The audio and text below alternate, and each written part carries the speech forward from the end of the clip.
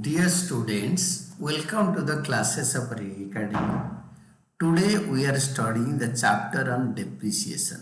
आज जो concept करेंगे that is objectives or need for providing depreciation. Depreciation provide करने का लक्ष्य, उद्देश्य, आवश्यकता, नीड और ऑब्जेक्टिव उद्देश्य क्या है, हम डेप्रिसिएशन क्यों प्रोवाइड करेंगे. Depreciation is provided because of the following. ये सारे रीजन के लिए डेप्रिसिएशन प्रोवाइड करेंगे. फर्स्ट होता है टू डिटरमिन करेक्ट प्रॉफिट और लॉस. हमें करेक्ट प्रॉफिट या लॉस निकालने के लिए डेप्रिसिएशन जरूरी होता है, क्योंकि डेप्रिसिएशन खर्चा होता है.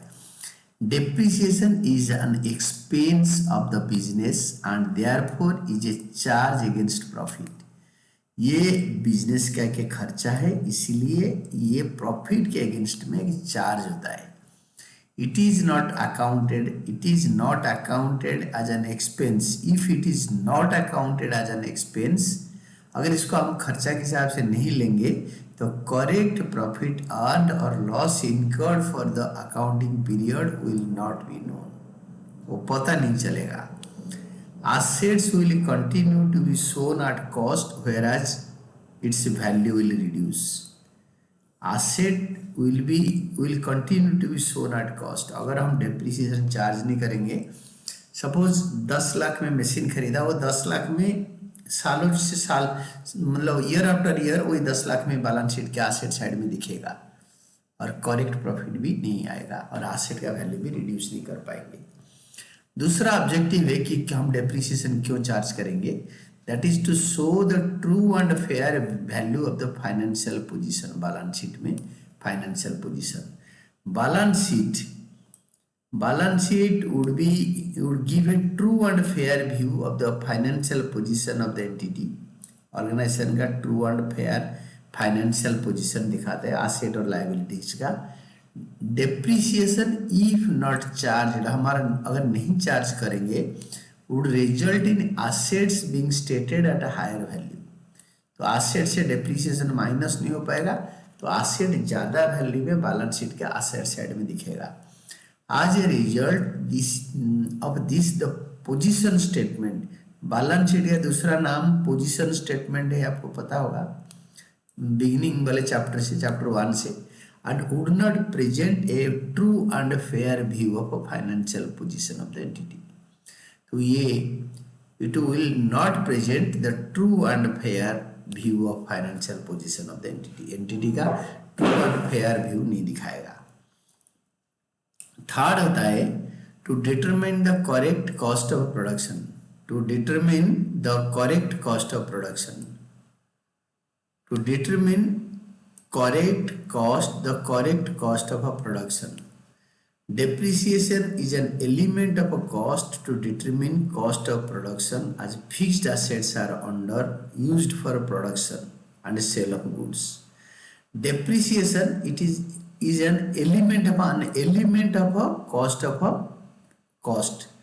ये कॉस्ट का एक element to determine cost of a production. Cost of production निकालने के लिए जो खर्चा होता है उसमें डेप्रिसिएशन एक खर्चा है.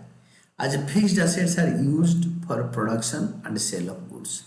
फिक्स्ड एसेट्स आर यूज्ड, ये इसको यूज करके हम क्या करते हैं ना, गुड्स प्रोड्यूस करते हैं और बेचने के टाइम पे भी यूज करते हैं. तो इसीलिए इसका जो कॉस्ट प्राइस है, जब वो इसका यूजफुल लाइफ में डिवाइड होगा, एक पोर्शन एक साल में चार्ज होगा. If it is not accounted, अगर हम इसको हिसाब नहीं लगाएंगे, not accounted, it is used for production or sale of goods.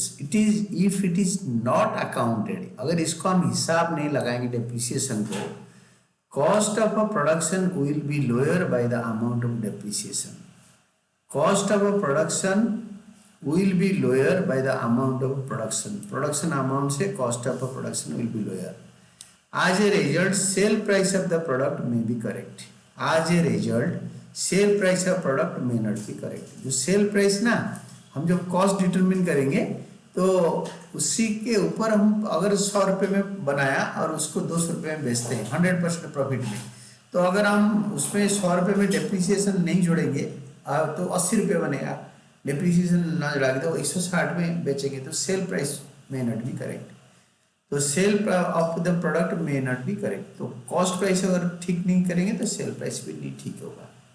Then to provide funds for replacement, to provide funds for replacement, जब जरूरत पड़ेगा, हमारा जो मशीन खराब हो जाएगा, पुराना हो जाएगा, उठा के बेच डालेंगे और उसके लिए पैसे चाहिए नया मशीन खरीदने के लिए।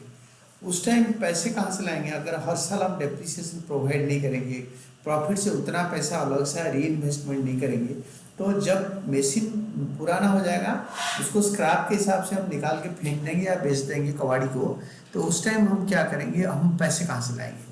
Depreciation is not cash expense, ये कैश में नहीं दिया जाता। And when it is charge the amount of depreciation is retained in the business, वो डेप्रिसिएशन का पैसा खर्चा बिजनेस में रखा जाता है। And that can be used for replacement of a fixed assets, मतलब वापस खरीदने के लिए चाहिए after expiry of their estimated useful life. Machine के यूजफुल लाइफ के बाद जब उसको हम बेच डालेंगे मशीन को या स्क्रैप अप कर देंगे, तो उसमें हम क्या करेंगे, मशीन का नया हम न्यू मशीन उसके बदले में ले सकते हैं।